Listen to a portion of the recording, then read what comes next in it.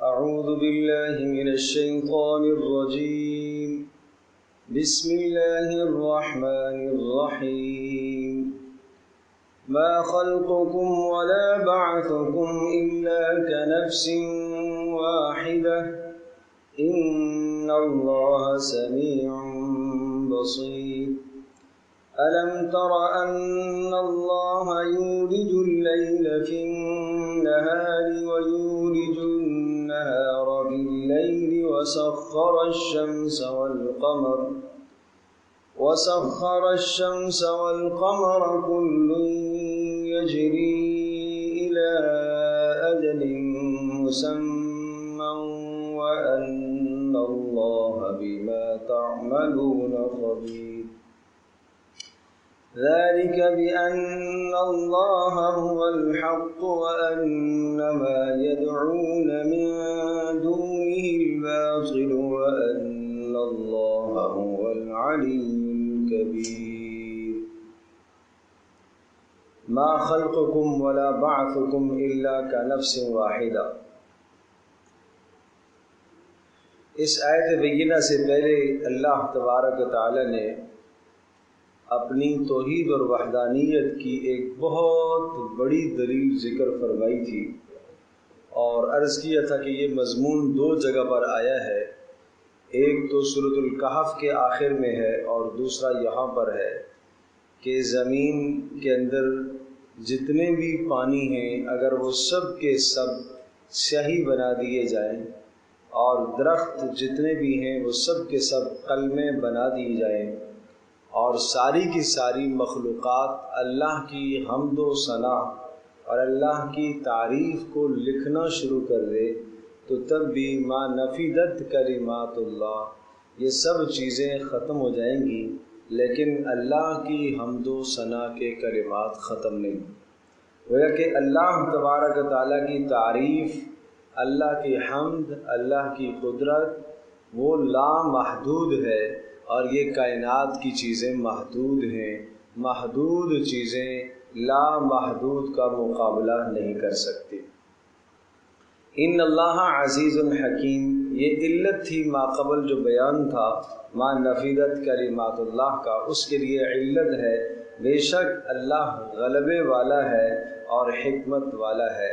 ما خلقکم ولا بعثکم، جس پاک پروردگار کی اتنی تعریف ہیں، جس رب کی اتنی قدرت ہے جو لامحدود ہے، تو وہ لامحدود قدرت کا مالک وہ محدود مخلوق کو پیدا کرنا اس کے لیے کوئی مشکل نہیں ہے.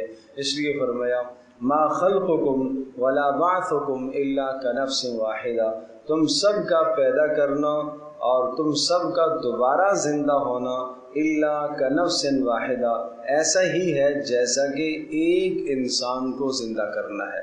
جیسا ایک کا زندہ کرنا اس کے لیے کوئی مشکل نہیں، سب کا زندہ کرنا اس کے لیے بھی کوئی مشکل نہیں. حدیث پاک میں آتا ہے کہ اللہ تبارک و تعالی جب قیامت کے دن حضرت اسرافیل علیہ السلام سے فرمائے گا اور وہ جب سور پھونکیں گے تو دوسری سور جب پھونکی جائے گی تو اس سور سے تمام کے تمام انسان ایک ہی وقت میں زمین سے اٹھ کھڑے ہوں گے اور زمین میں ایک 4 انگل کے برابر بھی جگہ نہیں ہوگی جہاں سے کوئی آدمی نہ اٹھ رہا ہو. اس طرح سے اٹھیں گے جیسا کہ زمین سے سبزہ بارش کے بعد اگتا ہے، تو اس طرح سے وہ زمین سے نکل رہے ہوں گے. اس لیے فرمایا کنفس واحدہ، اس طرح سے ہے جیسا کہ ایک جان کو زندہ کرنا ہے، ایک کا زندہ کرنا کوئی مشکل نہیں، تو اتنے سب کا زندہ کرنا بھی اللہ کے لیے کوئی مشکل نہیں ہے. ان اللہ سمیع بصیر، اللہ تبارک و تعالیٰ خوب سننے والا بھی ہے اور خوب دیکھنے والا بھی ہے.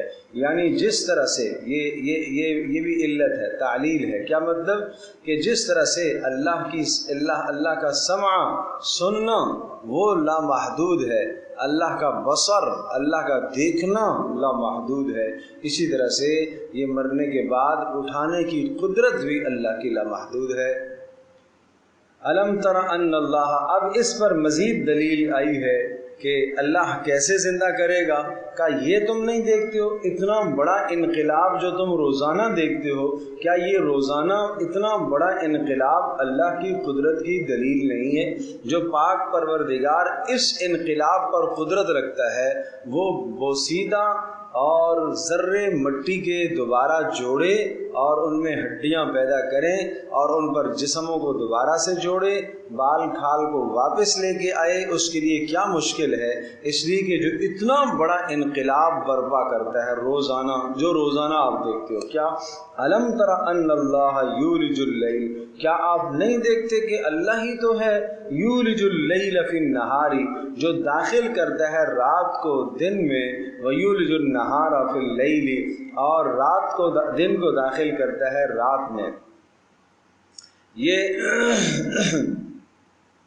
دن کو رات میں داخل کرتا ہے، اس کا ایک معنی تو یہ ہے کہ رات کو دن میں داخل کرتا ہے، یعنی اللہ تبارک و تعالی رات کو لمبا کر دیتا ہے، دن میں آ جاتی ہے۔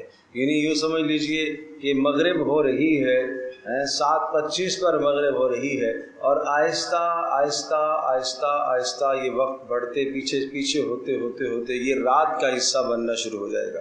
یہ 7 بجے کا وقت جو دن کا حصہ ہے یہ کیا بنے گا؟ رات کا حصہ بنے گا۔ جب سردیاں آئیں گی تو 7 بجے تو عشاء ہو رہی ہوگی۔ تو اب کیا کر دیا اللہ پاک نے؟ رات کو دن کے اندر داخل کر دیا۔ وَيُولِجُ النَّهَارَ فِي اللَّيْلِ، اور دن کو اللہ پاک داخل کرتا ہے رات میں، اسی طرح سے دن کو بڑھا دیتا ہے، رات کو گھٹا دیتا ہے۔ یہ دوسرا معنی یہ ہوتا ہے یولج اللیل فی النہار، کہ جناب رات ہوتی ہے، دن ہوتا ہے، اچانک اللہ تبارک و تعالیٰ دن کو ہٹا کر رات کو لاتا ہے، رات کو ہٹا کر دن کو لاتا ہے۔ یہ تغیر، یہ انقلاب اس بات کی نشانی ہے کہ اللہ قادر مطلق ہے، وہ مرنے کے بعد تمہیں دوبارہ زندہ کرے گا۔ وَسَخَّرَ الشَّمْسَ وَالْقَمَرَ، مزید یہ کہ اس نے تمہارے کام میں لگائے ہیں، تمہارے تابع کر دیے ہیں، الشمس سورج کو، والقمر اور چاند کو تمہارے تابع کر دیا۔ یہاں دونوں کے الگ الگ فائدے کے نوائے، ایک ہے یولج اللیل فی النہار و یولج النہار، یعنی رات کا لمبا ہونا، دن کا مختصر ہونا، اور دن کا لمبا ہونا، رات کا مختصر ہونا، یہ مستقل فائدہ، اور سورج اور چاند مستقل فائدے ہیں۔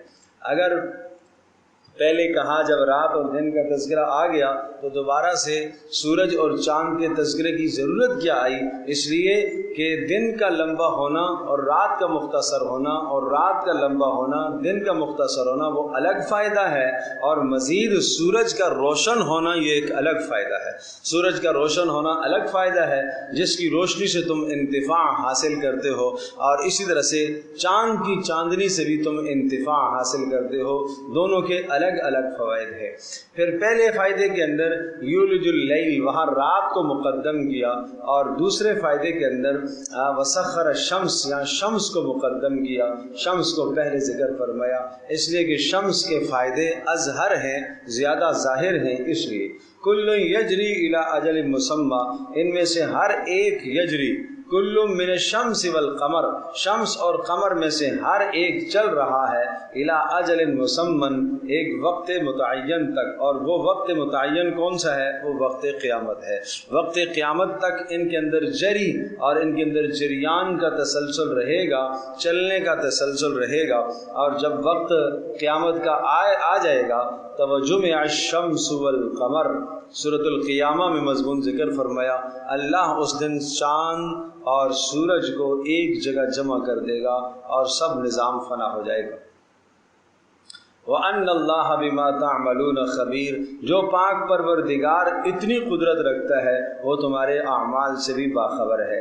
ذَلِكَ بِأَنَّ اللَّهَ هُوَ الْحَقُّ، یہ دلائل جو ہم نے ذکر کیے، پہلی دلیل پیچھے وَلَئِن سَأَلْتَهُم مَّنْ خَلَقَ السَّمَاوَاتِ، اس دلیل کو کہتے ہیں علی سبیل الاعتراف من الخصم، مد مقابل بھی اس کو جانتا ہے۔ آیت نمبر 25 میں کہا کہ اگر آپ ان سے پوچھیں کہ آسمان و زمینوں کو کس نے پیدا کیا، کہیں گے اللہ نے پیدا کیا۔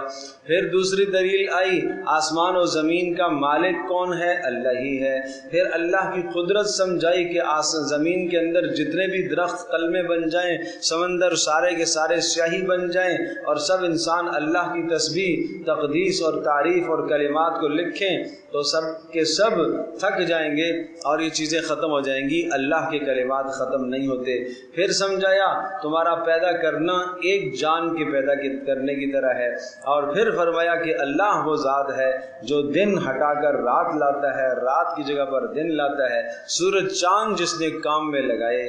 یہ سب کچھ ذکر کرنے کے بعد ذالک بأن اللہ هو الحق، ذالک البیان بالادلۃ الکاملہ، یہ جو مکمل دلائل ہم نے ذکر کیے ہیں، ان دلائل کے ذریعے سے ہم یہ سمجھانا چاہتے ہیں لتستیقنوا، تاکہ تم لوگ یقین سے جانو اس بات کو، بأن اللہ هو الحق، اللہ تبارک و تعالی ہی معبود برحق ہے، اللہ ہی معبود برحق ہے، اسی ہی کو مشکل میں پکارا جائے، اسی ہی کو حاجات میں پکارا جائے۔ ذالک بأن اللہ هو الحق، ان تمام ادلہ سے اور دلائل سے یہ بات سمجھ میں آئی ہے کہ اللہ ہی معبود برحق ہے، وَأَنَّ مَا يَدْعُونَ مِن دُونِهِ الْبَاطِلِ، اور اللہ کے سوا جتنے بھی ہیں جن کو تم پکارتے ہو اور جن کو تم سمجھتے ہو وہ کیا ہیں؟ وہ باطل اور بیکار ہیں۔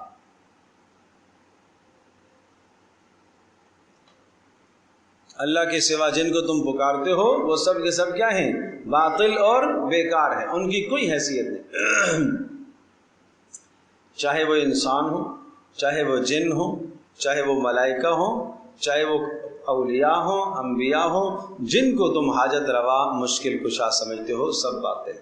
اور پھر ایک اور بات سمجھیے گا، ذالک بأن اللہ الحق وأن ما يدعون من دونه الباطل، لیکن لفظ ما بتا رہا ہے کہ قیامت تک آنے والے جتنے بھی بت ہیں یہ سب کے سب باطل ہیں۔ بت صرف وہی نہیں ہے جو پتھر سے تراشا گیا ہے، بت صرف وہی نہیں ہے جو سونا چاندی سے تراشا گیا ہے، بت صرف وہی نہیں ہے جو کسی مورتی کی شکل میں گھڑ لیا گیا ہو، بت آج کے زمانے میں مال بھی ایک بت ہے، اقتدار بھی ایک بت ہے، حب جاہ بھی ایک بت ہے۔ آدمی جن کو سمجھتا ہے کہ میرا کام بس یہیں سے ہوگا، نہیں سمجھے بات؟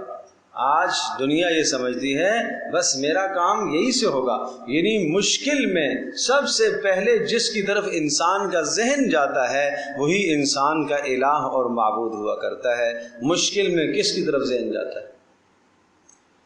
جو لوگ ارباب اقتدار ہیں اور ان کے ماتحت جو لوگ کام کرنے والے ہیں، اور اسی طرح سے جو تنظیمیں ہیں سیاسی، اور وہ اپنے ارباب اقتدار لوگوں کو، اپنے لیڈروں کو، اپنے قائدین کو الہ اور معبود کا درجہ دے رہے ہیں کہ وہ جو بات کہیں چاہے جائز ہے، ناجائز ہے، غلط ہے، صحیح ہے، اس میں نقصان ہے امت کا، اسی طرح سے امت کی فلاح اور بہبود اس سے متاثر ہو رہی ہے، اسے یہ نہیں دیکھنا، اسے اپنی لیڈر کی بات کو پورا کرنا ہے، تو یہ معبود کا درجہ اس کو دیا گیا ہے۔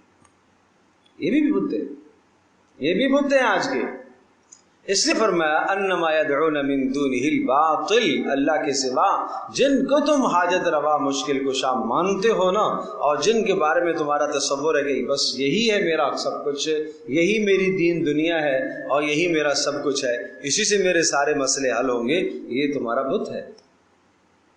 وَأَنَّ اللَّهَ هُوَ الْعَلِيُّ الْكَبِيرُ، اور اللہ کی ذات العلی وہ تو بلندیوں والا ہے، اور الکبیر وہ تو کبریائی والا ہے، العلی وہ تو سب کے اوپر ہے، وہ تو سب کے اوپر ہے اور کبریائی والا ہے۔ أَلَمْ تَرَ أَنَّ الْفُلْكَ تَجْرِي فِي الْبَحْرِ بِنِعْمَتِ اللَّهِ لِيُرِيَكُم مِّنْ آیَاتِهِ، تمہیں کیا کیا دلیل اللہ پاک دکھائے اپنی قدرت کے، بھلا یہ بتاؤ یہ دلائل سارے دوسرے دکھا سکتے ہیں جن کو تم حاجت روا مانتے ہو؟ أَلَمْ تَرَ أَنَّ الْفُلْكَ، کیا خیال ہے جو کشتیاں تجری فی البحر جو سمندروں میں چلتی ہیں، بِنِعْمَتِ اللَّهِ، بھلا یہ بتاؤ اللہ کی نعمت کے بغیر یہ چل سکتی ہیں، بنعمت اللہ، با مصاحبت کے لیے ہے، ہاں اللہ کی نعمت کے ساتھ مل کر وہ چلتی ہیں۔ اگر اللہ کی نعمت نہ ہو تو یہ سمندروں کی موجیں، یہ بڑی بڑی موجیں یہ تباہ کر کے دیں گی تمہارے جہازوں کو، اور تمہاری کشتیوں کو جو ہے وہ زیر و زبر کر دیں گی، تہس نہس کر دیں گی اور ڈبو دیں گی۔ یہ تو اللہ کی نعمت ہے، اللہ ہی چلا رہا ہے۔ من آیاتہ، کیا یہ اس کی قدرت کی نشانی نہیں ہے؟ لیریکم، تاکہ وہ پاک پروردگار دکھائے تمہیں، من آیاتہ، اپنی توحید کے دلائل۔ نہیں سمجھے بات؟ کس کے دلائل؟ کہ وہ اکیلا ہے یہ سارے کام کرنے میں، سمندر اسی کے قبضے میں ہے، جیسے چاند سورج اسی کے قبضے میں ہے، سمندر بھی اسی کے قبضے میں ہے۔ تمہیں دکھائے اپنی قدرت کی نشانیاں اور اپنی توحید کی نشانیاں تمہیں دکھائے کہ وہ ان صفات میں اکیلا ہے۔ ان فی ذلک لآیات، اس میں نشانیاں ہیں، ایک نہیں کئی نشانیاں ہیں۔ سمندروں کا بکھرا ہوا ہونا نشانی، اور سمندروں میں اندر تمہارے راستوں کا پتہ ہونا یہ اللہ کی قدرت کی نشانی، اور اچانک جو ہے موجوں کے نظر ہونے لگتے ہو اور پھر وہاں سے تم بچ جاتے ہو، یہ اللہ کی قدرت کی نشانی۔ لکل صبار، یہ ہر اس شخص کے لیے نشانی ہے جو مصیبت پر بہت صبر کرنے والا ہو، شکور اور نعمت پر شکر کرنے والا ہو۔ بات سمجھے بھائی؟ مصیبت پر کیا کرنے والا ہو؟ بڑا صبر کرنے والا ہو، صبار ہیں۔ جب مشکل میں پھنس جائے تو وہ کہے کہ اے اللہ اب اس مشکل سے تو ہی مجھے نجات دے گا، اور شکور، اور وہ بہت زیادہ اللہ کی عطا کردہ نعمتوں پر شکر ادا کرے۔ وَإِذَا غَشِيَهُمْ مَوْجٌ كَالظُّلَلِ دَعَوُا اللَّهَ مُخْلِصِينَ لَهُ الدِّينَ۔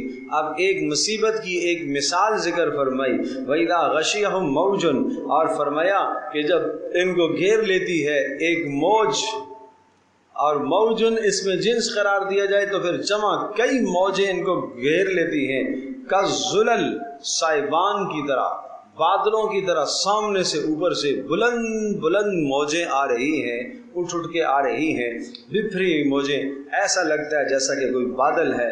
پھر کیا کرتے ہیں؟ دعوا اللہ مخلصین لہ الدین، اب صرف اللہ ہی کو پکارتے ہیں، منفردین لہ، اللہ کو منفرد ہو کر پکارتے ہیں۔ اب آج سب کے سب بت بھول گئے، آج سب کے سب بھول گئے کون کیا کرتا ہے، کون بیٹے دیتا ہے، کون بیٹیاں دیتا ہے، کون مشکل سے نجات دیتا ہے، کون سمندر سے نجات دیتا ہے۔ آج کس کو پکاریں گے؟ وہ جو دل و دماغ میں 20 سال سے بت گھسا ہوا تھا وہ سب بھول گیا آج، اس لیے کہ بڑی مصیبت آئی ہے۔ تو کیا کرتے ہیں؟ دعوا اللہ، اللہ کو پکارتے ہیں، مخلصین لہ الدین، خالص پکار اسی کے لیے کر کے۔ فلما نجاہم، ہے انسان کا مزاج دیکھیے، فلما نجاہم الی البر، اور جب ہم ان کو خشکی کی طرف لے آتے ہیں، نجات دے دیتے ہیں، فمنہم مقتصد، تو بعض ایسے ہوتے ہیں جو افراط اور تفریط سے بچ کر چلتے ہیں، معنی یہ کہ بہتر ٹھیک چلتے، مقتصد اقتصاد، درمیانہ روی اختیار کرتے ہیں۔ ٹھیک ہے، درمیانہ روی اختیار کریں، اللہ پاک کی بندگی میں اعتدال کریں، اعتدال سے وہ لگ جاتے ہیں، ایک رائے راست پر چلنا شروع کر دیتے ہیں۔ کیسے؟ اعتدال کے ساتھ۔ میرے عزیز دوستوں اور بزرگوں، یہ ضروری نہیں ہے کہ سمندر میں موج گھیر لے، بھائی دنیا میں بھی کوئی موج گھیر لے، دنیا میں بھی کوئی مصیبت آ جائے، یہ تو ایک مثال ذکر فرمائی ہے، کوئی بھی مصیبت آ جائے اس مصیبت میں خالص اللہ کو پکارتے ہیں، اور جب اللہ پاک اس مصیبت سے نجات دے دیتا ہے تو پھر کیا کرتے ہیں؟ فمنہم مقتصد، بعض تو پھر اچھے بن جاتے ہیں کہ ہاں وہ مصیبت سے نکلا ہے اور صحیح زندگی گزار۔ اب ایک مثال دیتا ہوں، حدیث میں بڑی پیاری مثال آئی، حدیث میں ارشاد فرمایا، مومن کی مثال، منافق کی مثال ایسی ہے، ٹھیک ہے، کہ مومن ایسا ہوتا ہے جب مصائب میں گھر جاتا ہے، پریشانیوں میں گھر جاتا ہے، تو ان مصائب سے نکلنے کے بعد اپنے عواقب اور اپنے انجام پر غور کرتا ہے کہ آخر اس کا سبب کیا ہے، اور میری کوئی نافرمانی ہے، اللہ کی طرف رجوع کر کے اپنی زندگی کو بہتر کر لیتا ہے، گویا کہ وہ مصیبت اس کے لیے رہبر بن جاتی ہے، صحیح راستے پر اس کو ڈال دیتی ہے۔ اور منافق فرمایا اس کی مثال اس اونٹ کی سی ہے جس کو مالک نے باندھ دیا، پھر کھول دیا، پھر باندھا، پھر کھول دیا، کھولا، پھر وہی حرکتیں کر رہا ہے، اسے نہیں اندازہ کہ مجھے یہ مصیبت اللہ نے کیوں ڈالی ہے، کیوں مصیبت آئی ہے، وہ اس مصیبت سے کوئی سبق حاصل نہیں کرتا۔ تو مومن تو یہ چاہیے کہ مصیبت کے آنے کے بعد اپنی زندگی کو بدل دے، اس کی زندگی میں بہت بڑا انقلاب برپا ہو جانا چاہیے، زندگی بدل دے، نافرمانی کی زندگی کو چھوڑ دے، اطاعت و فرم برداری کی زندگی پر آ جائے۔ اور یہ بھی آپ جانتے ہیں کہ بہت سارے جب مصائب میں گرتے ہیں تو منتیں مانتے ہیں، اگر اس مصیبت سے نکل گئے تو یہ کریں گے، وہ کریں گے، اور جب مصیبت سے نکل جاتے ہیں تو اب تعویلیں کرتے ہیں، اس سے بچنے کی کوئی راہ، منت سے بچنے کا کوئی راستہ نکالتے ہیں۔ بات سمجھے بھائی؟ تو یہ ہوتا ہے روزانہ۔ اب وہ پرسوں ایک شخص نے مجھ سے مسئلہ پوچھا کہ جناب وہ گھر میں بیماری آ گئی تھی اور ہم نے ایک منت مانی تھی کہ یہ بکرا جو ہے نا، ایک بکرا ہم جو ہے نا ذبح کریں گے۔ اب وہ مصیبت تو ہو گئی دور، اللہ نے کرم فرمایا، بکرا تو ہمارے پاس ہے، کیا اس کو قربانی دے دیں؟ اس کو قربانی دے دیں؟ بھائی میں نے کہا اللہ کے بندے، اس کی منت مانی ہوئی ہے، اس کو منت میں ذبح کرو، فقیروں کو کھلاؤ۔ تو بات یہ ہے کہ جب اس مصیبت سے نکلتے ہیں نا تو پھر مصیبت سے نکلنے کے بعد حالت بدل جاتی ہے، ٹھیک ہے؟ اس لیے کہتا ہے قرآن وَمَا يَجْحَدُ بِآيَاتِنَا إِلَّا كُلُّ خَتَّارٍ كَفُورٍ۔ ہاں بعض تو اقتصاد کے راستے پر چلتے ہیں، افراط اور تفرید نہیں کرتے، صحیح چلتے ہیں، وَمَا يَجْحَدُ بِآيَاتِنَا، لیکن ہماری نشانیاں جو ہم نے سمندر میں دکھائی ہیں، مصیبتیں دکھائی ہیں، ان مصیبتوں کے اندر سے گزارا ہے، پھر سے نکلنے کے بعد ان کا انکار کرنے لگتا ہے۔ الا کل خطار کفور۔ خطار، علامہ ابن کثیر رحمۃ اللہ علیہ خطار کا معنی لکھتے ہیں غدار، غدار انسان ہے، دھوکے باز ہے۔ سمجھو بھائی، دھوکہ دیا اس نے نا، کہ وہاں منت مانی تھی، وہاں نیت کی تھی کہ اب تو بس میں 100% اللہ کا بندہ بن کے چلوں گا، اور جب نکل کے آیا تو وہ سب بھول گیا۔ یہ دھوکہ ہے، کفور ناشکرہ ہے، دونوں کے دونوں صیغے مبالغے کے، خطار بڑا دھوکہ باز، اور کفور بڑا ناشکرہ۔ یہ پھر ہماری آیات سے عبرت حاصل نہیں کرتا، یہ ہماری قدرت سے عبرت حاصل نہیں کرتا، اس مصیبت میں کیوں ڈالا گیا تھا اس سے کوئی عبرت حاصل نہیں کرتا۔ یا ایھا الناس اتقوا ربکم واخشوا یوما لا یجزی والد عن ولده ولا مولود هو جاز عن والده شیئا ان وعد اللہ حق۔ دنیا کی زندگی کی حقیقت سمجھائی گئی۔ آج جب اس مصیبت سے نکلنے کے بعد پھر واپس ان دنیا کی رنگ رنگیلیوں کے اندر تم مبتلا ہو جاتے ہو اور تم اپنے پاک پروردگار کو بھول جاتے ہو، بتاؤ وہ قیامت کا دن آنے والا ہے، وہاں تمہاری دنیا کہاں جائے گی؟ آج تم اولادوں کی محبت میں آ کر رب کو بھول جاتے ہو، بتاؤ قیامت کا دن آئے گا، اس دن تمہاری اولادیں کہاں ہوں گی؟ یا ایھا الناس، اے لوگو، اتقوا ربکم، چھوڑ دو کفر کو، شرک کو، نافرمانی کو چھوڑ دو، اپنے پاک پروردگار کی نافرمانی سے بچو، اتقوا، بچو اپنے رب کی نافرمانی سے، واخشوا یوما، اور ڈرتے رہو اس دن سے، لا یجزی والد عن ولدہ، جس دن نہیں کفایت کرے گا کوئی باپ اپنی اولاد کی جانب سے۔ معنی یہ ہے کہ کوئی باپ اپنے بیٹے کی جانب سے بدلہ نہیں دے گا کہ آج میرا بیٹا جہنم میں جا رہا ہے، میں اپنی کوئی 2-4 نیکیاں دے کر اس کو بچا لوں۔ نہیں، کوئی باپ اپنے بیٹے کو اپنی طرف سے بدلہ دے کر نہیں بچا سکے گا۔ ولا مولود هو جاز عن والدہ شیئا، اور نہ ہی وہ مولود جو پیدا ہوا، جو بچہ ہے، نہ ہی وہ جازن، نہ وہ بدلہ دینے والا ہوگا اپنے باپ کی جانب سے، شیئا، ذرہ برابر بھی، یہ کوئی بدلہ ایک دوسرے کی جانب سے نہیں دے سکے گا. ہر اپنے کل نفس بما کسبت رہینہ، ہر نفس اپنے عمل کے بدلے میں گھرا ہوا ہوگا، ہر نفس اپنے عمل کے بدلے میں وہاں پر گرفتار ہوگا. سمجھے؟ ہر نفس. ان وعد اللہ حق، خبردار اللہ کا وعدہ برحق ہے. یہ وقت، یہ دن موعود آنے والا ہے، جس دن کا تم سے وعدہ کیا جا رہا ہے یہ آنے والا ہے. لہذا فلا تغرنکم الحیات الدنیا، تمہیں دنیا غافل نہ کرے، تمہیں دنیا دھوکہ نہ دے. فلا تغرنکم، ہرگز تمہیں دھوکہ نہ دے دنیا. بڑی تاکید ہے اس لفظ کے اندر. فلا تغرنکم الحیات الدنیا، اور تمہیں دنیا دھوکہ نہ دے، ایسے دنیا میں منہمک ہو جاؤ، نہیں کرنا ایسو. ولا یغرنکم باللہ الغرور، اور اللہ تبارک تعالیٰ کی یاد سے بھی تمہیں غافل نہ کرے، اور اللہ تبارک تعالیٰ سے بھی تمہیں دھوکہ نہ دے. الغرور، الغرور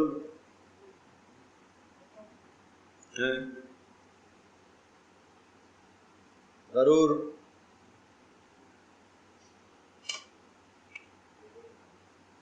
دھوکے باز. غرور شیطان کو کہتے ہیں. ایک ہے غرور، ایک ہے غرور، ٹھیک ہے. ایک ہے کفور، ایک ہے کفور، ایک ہے شکور، ایک ہے شکور. یہ لفظوں میں فرق ہے، ٹھیک ہے. شکور شین کے زبر کے ساتھ، شکر کرنے والا. شکور شکریہ، مصدر ہے یہ. انما نطعمکم لوجہ اللہ لا نرید منکم جزاء ولا شکورا، وہ شکور ہے. ہم آپ سے کوئی بدلہ نہیں چاہتے، کوئی شکریہ نہیں چاہتے، اللہ کی رضا کے لیے کھلاتے ہیں، ٹھیک ہے. اور یہاں ان فی ذلک لآیات لکل صبار شکور، جب کسی کا نام رکھتے ہیں نا تو عبد الشکور ہوتا ہے، عبد الشکور نہیں ہوتا، ٹھیک ہے. عبد الصبور، سواد کے اوپر زبر ہوگی، عبد الصبور ہوتا ہے، عبد الصبور نہیں ہوتا. سمجھ رہی میں بھائی؟ عربی سے کوئی مناسبت ہی نہیں ہے تو پھر کیسے پتہ چلے گا؟ ٹھیک ہے، بہت بڑا فرق ہے، بہت بڑا فرق ہے. تو غرور ہے ان کے اوپر زمر پیش ہو جائے. غرور دھوکے کو کہتے ہیں، اور غرور دھوکہ باز، دھوکہ دینے والا، شیطان مراد ہے اس، ٹھیک ہے. ولا یغرنکم باللہ الغرور، اور تمہیں دھوکہ نہ دے اللہ سے. کون؟ الغرور. وہ سورہ انفطار میں کیسے سمجھایا؟ یا ایھا الانسان ما غرک بربک الکریم، اے انسان تجھے اپنے کرم کرنے والے رب سے کس نے دھوکے میں ڈال دیا؟ الذی خلقک، جس نے تجھے پیدا کیا، فسواک، تیرے اعضاء اس نے درست بنائے، فعدلک، تیرے اعضاء میں تناسب رکھا، فی ای صورت ما شاء رکبک، جس طرح سے اس نے چاہا اس طرح سے تجھے پیدا کیا. ایک یہ کہ تو چاہتا کہ اے اللہ مجھے ایسا پیدا کر دے، ارے تیری چاہت تو ناقص ہے، اللہ کی چاہت تو کامل ہے نا. اس نے اپنی چاہت کے مطابق تجھے پیدا کیا، اس کی وہ چاہت ہے جو میں اور آپ سوچ بھی نہیں سکتے. اس رب سے تجھے کس نے غافل کیا؟ اس رب سے تجھے کس نے غافل کیا؟ کیوں غافل ہو گیا؟ اللہ اکبر، سمجھنے کی بات ہے. ان اللہ عندہ علم الساعہ. اب بات آ گئی کہ یہ قیامت کی بات جو آپ نے فرمائی ہے کہ اس دن کوئی کسی کے کام نہیں آئے گا، یہ وقت کب آئے گا؟ ان اللہ عندہ علم الساعہ، فرمایا اللہ ہی کے پاس ہے قیامت کا علم کہ کب واقع ہے. ایان مرساہا، اس کا وقوع کب ہے وہ اللہ ہی جانتا ہے. اس کی نشانیاں حدیث میں بتلا دی گئی ہیں، اس کا صحیح ٹھیک علم کب ہے وہ اللہ ہی جانتا ہے. نمبر 2، وَيُنَزِّلُ الْغَيْثَ، اور بارشوں کا ٹھیک علم اللہ ہی جانتا ہے، اللہ کے سوا کوئی نہیں جانتا. بارشیں کس وقت برسیں گی، کتنی برسیں گی، کس کیفیت کے ساتھ برسیں گی. باقی محکمہ موسمیات کی طرف سے جو رپورٹ آتی ہے تخمینی رپورٹ ہے، تحقیقی رپورٹ نہیں ہوتی. تخمینی رپورٹ ہے. تخمینی رپورٹ کبھی کبھی درست ہو جاتی ہے، کبھی کبھی درست نہیں بھی ہوتی. وہ ظاہری نشانیوں کو دیکھ کر اندازہ کرتے ہیں، ظاہری نشانیوں کو دیکھ کر اندازہ کرتے ہیں، موسم کی صورتحال کو دیکھ کر اندازہ کرتے ہیں کہ اس رفتار سے جب وہ بارش، اس رفتار سے بادل بن رہا ہے تو آگے بارش کی توقع ہے. یہ سب تخمینی باتیں ہوتی ہیں، سمجھے بھائی. اب مثال کے طور پر آپ یوں سمجھ لیجئے کہ ایک آدمی یہاں سے چلتا ہے، وہ آپ یوں سمجھیے صدر تک جاتا ہے، ٹھیک ہے جی. اب اس کی رفتار بھی آپ کو معلوم ہے اور آگے سگنل بھی آپ کو سارے پتہ ہیں، ٹریفک کا بھی آپ کو اندازہ ہے. آپ نے ٹھیک اپنے پاس دیکھ کر بتلا دیا کہ بھائی یہ آدھے گھنٹے میں 30 منٹ میں وہاں پہنچائے گا. اب 30 منٹ میں وہاں پہنچ گیا تو کوئی آپ غیب کا علم جانتے ہیں؟ نہیں سمجھے بات. 30 منٹ جو آپ نے خبر دی ہے، یہ 30 منٹ تخمینی آپ نے بتائے ہیں. اس سے کم بھی ہو سکتا ہے، اس سے زیادہ بھی ہو سکتا ہے، اور اتنا بھی ہو سکتا ہے کہ نہیں؟ تو یہ سب تخمینی چیزیں ہیں نا، تخمینی چیزیں ہیں. آپ نے راستے کا اندازہ کیا، ان سب چیزوں کا اندازہ کر کے آپ نے لگایا. تو یہ ہے یہاں پر وَيَعْلَمُ مَا فِي الْأَرْحَامِ، اور وہ اللہ ہی جانتا ہے ما فی الارحام، ارحام کے اندر کیا ہے، رحم مادر میں کیا ہے، ماں کے پیٹ میں کیا ہے. اب یہاں یہ بات سمجھنے کی ہے کہ اللہ ہی جانتا ہے کہ یعلم ما فی الارحام، ارحام کے اندر کیا چیز ہے، اس کو سمجھنے کی ہے. جیسا کہ آج کل جدید آلات و اسباب سے اس بات کو جان لیا جاتا ہے، جنس کا پتہ کر لیا جاتا ہے، نر مادہ کا پتہ کر لیا جاتا ہے، بچی بچے کا انطراق کر لیا جاتا ہے. تو یہاں تو یہ بات آ رہی کہ اللہ ہی جانتا ہے کہ ما فی الارحام، ارحام کے اندر کیا چیز ہے. تو یاد رکھیے گا اس میں مفسرین نے جو بات لکھی ہے بڑی پیاری ہے. یہاں پر ماں کا لفظ استعمال فرمایا، من کا لفظ استعمال نہیں فرمایا. جنس کو بتلانے کے لیے من کا لفظ آتا ہے، من آتا ہے. من فی الارحام کے پیٹ میں کون ہے، بچہ ہے یا بچی ہے، یہ ماں ہے. ماں صفات کو بیان کرتا ہے. جب میں آپ سے، میں کسی آدمی سے پوچھتا ہوں من ابو کا، آپ کا والد کون ہے، تو آپ اپنے والد کا نام بتائیں گے. جب میں پوچھتا ہوں ماں ابو کا، آپ کا باپ کیا ہے، تو آپ اپنے باپ کی صفات بتائیں گے، وہ کام کیا کرتا ہے، مشغلہ کیا ہے، پیشہ کیا ہے. تو یہاں پر ماں ہے، ماں سے مراد صفات ہیں، کہ جو پیدا ہونے والا ہوگا، جو جنس دنیا میں آئے گی، وہ کن صفات کی حامل ہوگی، کیا وہ نیک ہوگی، وہ بد ہوگی، وہ کیسا ہوگا، یہ بات مذکور ہے یہاں پر. اور یہ کوئی نہیں جانتا. بات سمجھیں بھائی، یہ کوئی نہیں جانتا پیدا ہونے والے کی عادات و اطوار کیا ہوں گی. ماں باپ کی بڑی توقع ہے، بڑی تمنا ہے، بڑے ارمانوں سے بچہ اللہ سے مانگا ہے، اور جب وہ جوان ہو گیا تو وہ باغی اور نافرمان ہو گیا. ٹھیک ہے، کیا ماں باپ نے جو بچپن کی تربیت کی تھی، اس نظریے سے تو تربیت نہیں کی تھی کہ اپنا دشمن ہم پال رہے ہیں، لیکن دشمن بن گئے. وما تدری نفس ماذا تکسب غدا، اور نہیں جانتا کوئی انسان کہ کل وہ کیا کرے گا، کل کیا کرے گا، کل کے متعلق نہیں جانتا. یہ چوتھا خاصہ ہے، یہ علم باری تعالیٰ ہے. اللہ ہی جانتا ہے کہ کل کوئی کیا کرے گا. کل کا ارادہ کر دیا آپ نے، کل ٹھیک 12 بجے مجھے یہ کام کرنا ہے، لیکن آپ کے ارادے کے بیچ میں کوئی ذات حائل ہو جائے گی جو اس ارادے کو پورا نہیں کرنے دے گی. آپ کا یہ ارادہ کبھی پورا ہو بھی جائے گا، اور کبھی ٹھیک 12 بجے کوئی اور حادثہ بیچ میں آ گیا کہ آپ وہی کام نہیں کر پائے. اس لیے حضرت علی رضی اللہ تعالیٰ عنہ فرمایا کرتے تھے عرفت ربی بفسخ العزائم، میں نے اپنے پروردگار کو پہچانا ہے عزائم کے ٹوٹنے کے ساتھ. میں نے ایک عزم کیا کہ کل میں یہ کام کروں گا، لیکن کل آنے سے پہلے پہلے وہ کام نہیں ہو پایا. کل جب وہ وقت کام کا آیا تو اور ایسی مصروفیت مشغولیت آ گئی. میں جانتا ہوں کہ کوئی ذات میرے اور میرے ارادوں کے بیچ میں حائل ہے، وہ ذات اللہ کی ہے. اور کوئی نفس نہیں جانتا ماذا تکسب غدا، کہ کل کیا کرے گا. اور 5واں وما تدری نفس، اور کوئی نفس نہیں جانتا بأی ارض تموت، کس زمین پر اس کی موت آئے گی، کہاں اس کی موت آئے گی، کہاں موت آئے گی. موت سے کہاں بھاگے گا انسان. جہاں موت لکھی ہوئی ہوتی ہے وہاں آدمی خود جاتا ہے. نہیں سمجھے، وہاں آدمی خود جاتا ہے.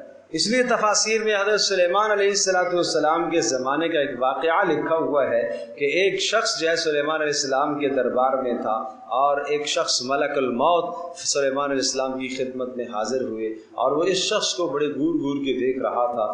تو سلیمان علیہ السلام نے سے اس شخص نے پوچھا کہ یہ آدمی کون ہے جو مجھے گور گور کو دیکھ رہا تھا جب چلے گئے ملک الموت؟ کہا یہ ملک الموت تھے۔ کہا مجھے ڈر لگ رہا ہے کہ میرا کوئی وقت قریب ہے، یہ مجھے گور گور کے دیکھ رہا تھا۔ ہیں جی، پھر کیا کریں؟ تو اس نے کہا سلیمان علیہ السلام سے درخواست کی، مجھے آپ جو نا اپنے تخت کو حکم دیں کہ مجھے وہ بہت دور چھوڑ کے آ جائے، کوئی دور بلاد ہند میں شام سے اٹھایا اور ہند کے کسی بلاد میں پہنچا دیا، وہاں چھوڑ کے آ گئے۔ چلو جی، اگلے وقت میں شام کو ملک الموت پھر حاضر ہوئے۔ ملک الموت سے حضرت سلیمان علیہ السلام نے پوچھا آپ اس شخص کو گھور رہے تھے، اس کو تمہیں وہاں بھجوا دیا؟ تو انہوں نے کہا میں یہی دیکھ رہا تھا کہ مجھے حکم ہے وہاں اس کی روح نکالنی ہے شام کو، اور یہ یہاں کیا کر رہا ہے؟ سمجھے بھائی، یہ یہاں بیٹھا ہوا کیا کر رہا ہے؟ روح اس کی مجھے وہاں نکالنی تھی شام کو، یہ یہاں بیٹھا ہوا جائے گا کیسے؟ تو میں سوچا کہ اللہ کا نظام ہے، اللہ پہنچائے گا کسی طرح سے، آپ نے پہنچا دیا، سہولت کر دی۔ سمجھے بھائی؟ تو انسان اپنی موت کی طرف خود کھنچ کے جاتا ہے۔ اللہ اکبر۔ اس لیے میرے عزیزو، موت سے فرار نہیں ہے، بچ نہیں سکتا، موت سے بچ نہیں سکتا انسان۔ اپنی دفاع کے اسباب اختیار کرنا منع نہیں۔ ایک آدمی اپنے گھر سے نکلا، اللہ نہ کرے 100 بار نہ ہو، راستے میں کسی حادثے کا شکار ہو گیا، موت ہو گئی۔ اب گھر والے کہیں نہ نکلتا تو اچھا تھا، نہیں بھائی یہ نہ کہو، یہ نہ کہو، یہ نہ کہو۔ اگر کسی کام سے نکلا تھا تو موت لکھی ہوئی تھی اس کی، اسی طرح سے اس کی موت تھی، وہ موت ہی اس کو لے کر گئی ہے باہر، اسی طرح سے اس کی موت نے آنا تھا۔ یہ جو تم کہتے ہو نا کلمہ لو حدیث میں آتا ہے، یہ شیطان کے لیے راستہ کھولتا ہے۔ اگر یوں ہوتا نا تو یہ نہ ہوتا، اگر یہ نہ جاتا نا تو نہ مرتا۔ نہیں بھائی نہیں، فلاں ہسپتال میں لے جاتے نا تو نہ مرتا، یہ غلط نہیں۔ تم اسباب اختیار کرو اپنی طرف سے، لیکن جب اسباب کے اختیار کرنے کے بعد تمہارے اسباب فیل ہو گئے اور پھر بھی جناب وہ کام، وہ ضرر اور نقصان ہو گیا، تو فرمایا پھر تم یہ کہو قدر اللہ ما شاء فعل، جو اللہ کے یہاں مقدر تھا وہ اللہ نے کر دیا، اور جو اللہ چاہتا ہے وہ کرتا ہے، جو نہیں چاہتا وہ نہیں کرتا۔ بس اس پر ایمان رکھو، ٹھیک ہے جی۔ ان اللہ علیم خبیر، اللہ تبارک و تعالیٰ ان 5 چیزوں کی کیا تخصیص ہے؟ اللہ تبارک و تعالیٰ تو جاننے والا ہے ہر شے کو، علیم خبیر، اللہ پاک جاننے والا اور باخبر ہے۔ صرف ان 5 چیزوں کی تخصیص نہیں ہے، ہر شے کو اللہ پاک جاننے والا ہے۔ یہ جو 5 چیزیں ہیں ان کو مفاتیح خمسہ کہا جاتا ہے، 5 چابیاں، مفاتیح خمسہ، یہ اللہ کا اختصاص ہے، اللہ کے سوا کوئی نہیں جانتا۔ اور ایک حدیث پاک میں آتا ہے، حضرت جبریل علیہ السلام نے رسول اکرم صلی اللہ علیہ وسلم سے سوال کیا متی الساعہ، قیامت کب قائم ہوگی؟ فرمایا مل مسئول عنہا بأعلم من السائل، قیامت کے بارے میں جس سے بھی پوچھا جائے گا وہ نہیں جانتا سائل سے زیادہ۔ جیسے سائل کو نہیں پتا ایسے ہی مسئول کو بھی نہیں پتا، قیامت کے بارے میں کچھ نہیں بتا سکتے۔ البتہ نشانیاں آپ نے حدیث میں بیان کی ہیں، اور ان نشانیوں کے بیان کرنے کے بعد آپ نے اس آیت کو تلاوت فرمایا، ان اللہ عنده علم الساعة وينزل الغیث ويعلم ما في الارحام وما تدری نفس ماذا تکسب غدا وما تدری نفس بأي ارض تموت ان اللہ علیم خبیر۔ یہ روایت جو میں نے بیان کی ہے یہ کئی طرق سے جو ہے مروی ہے۔ ایک حضرت عمر بن خطاب رضی اللہ تعالیٰ عنہ اس کے راوی ہیں، تو وہ حضرت عمر بن خطاب رضی اللہ تعالیٰ عنہ نے جو روایت نقل کی اس میں یہی نشانی ہے، ان تلد الامۃ ربتها، نشانی یہ ہے کہ لونڈیاں، ان تلد الامۃ ربتها، لونڈیاں اپنی ملکہ کو جنیں گی۔ اس کے کئی معنی ہیں، بس آسان معنی یہ سمجھو کہ اولاد ماں باپ کی نافرمان ہو جائیں گی۔ اور ان تر الحفاۃ العراۃ العالۃ الشاء یتطاولون البنیان، فرمایا کہ تم دیکھو گے ننگے پیر ننگے جسم بکریوں کے چرانے والے وہ بڑی بڑی بلند و بالا عمارتوں کے بنانے میں فخر کر رہے ہوں گے۔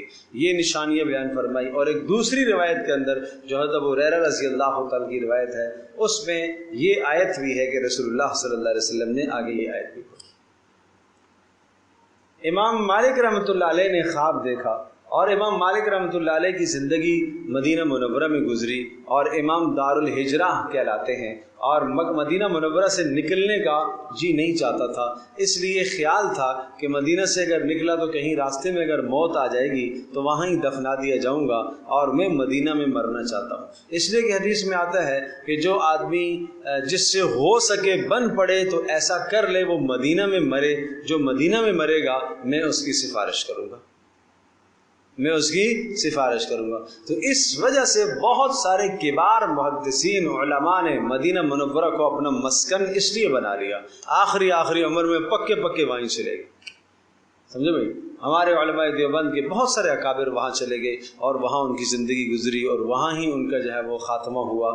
اسی حدیث کو مد نظر رکھتے ہوئے جن لوگوں کو اللہ کے رسول صلی اللہ علیہ وسلم کی باتوں پر یقین و ایمان ہوتا ہے، وہ پھر اس طرح سے سارا گھر بار چھوڑ کر مدینہ میں منتقل ہو جانا، سب کچھ چھوڑ کے وہاں منتقل ہونا، کس کے لیے؟ مرنے کے لیے۔ سبحان اللہ۔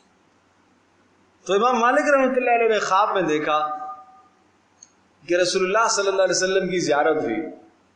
آپ علیہ السلام سے پوچھا، میں حج کا ارادہ بھی کرتا ہوں، عمرے کا ارادہ بھی کرتا ہوں، ڈر لگتا ہے کہیں راستے میں موت نہ آ جائے، اور میں مدینہ میں مرنا چاہتا ہوں، مجھے کچھ پتہ چل سکتا ہے کہ میں کب مروں گا؟ تو رسول اللہ صلی اللہ تعالیٰ علیہ وسلم نے ایسے ہاتھ سے 5 انگلیوں کا اشارہ فرمایا، یوں اشارہ فرمایا۔ تو اب صبح پریشان ہوں گے کہ بھائی یہ 5 دن مراد ہیں، 5 ہفتے مراد ہیں، 5 سال مراد ہیں، 5 مہینے مراد ہیں، کیا کیا جائے؟ علامہ ابن سیری رحمۃ اللہ علیہ جو معبر تھے، خواب کی تعبیر بتلانے والے بڑے ماہر تھے، تو ان کے پاس پیغام بھیجا۔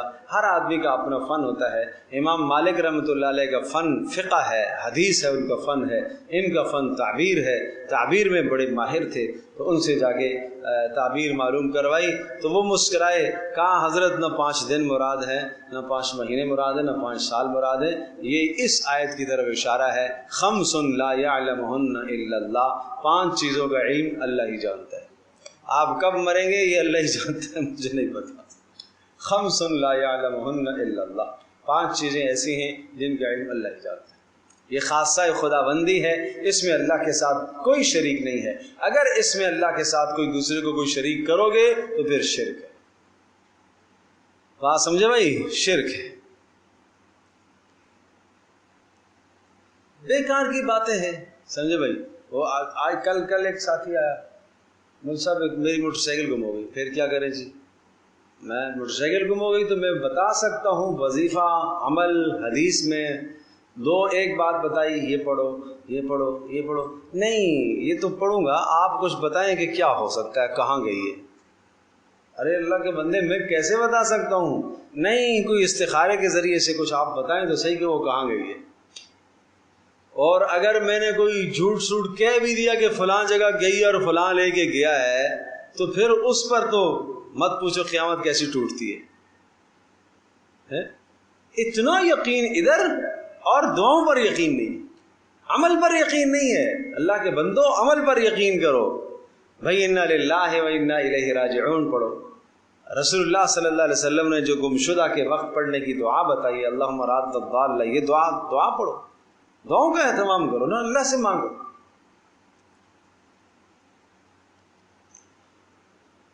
اس کے بعد سورہ سجدہ، الف لام میم تنزیل الکتاب لا ریب فیہ من رب العالمین۔ اس صورت میں بھی قیامت ہی کا بیان ہے، جیسے پیچھے صورت میں قیامت کے دلائل تھے اور اس سورہ مبارکہ میں قیامت ہی کا بیان ہے، سارا تقریباً قیامت کا بیان ہے۔ آخری رکوع کے اندر حضرت موسیٰ علیہ السلام سے متعلقہ کچھ باتیں آئی ہیں، اور پھر بھی اس میں تقریباً آخر میں پھر واپس عود کر کے لفظ قیامت کی طرف آئے گا۔ تو 3 رکوعوں پر یہ مشتمل صورت ہے، اور یہ قیامت کے حالات و احوال کو بیان کر رہی ہے، اور قیامت کی ہولناکی کو دیکھیے ذرا۔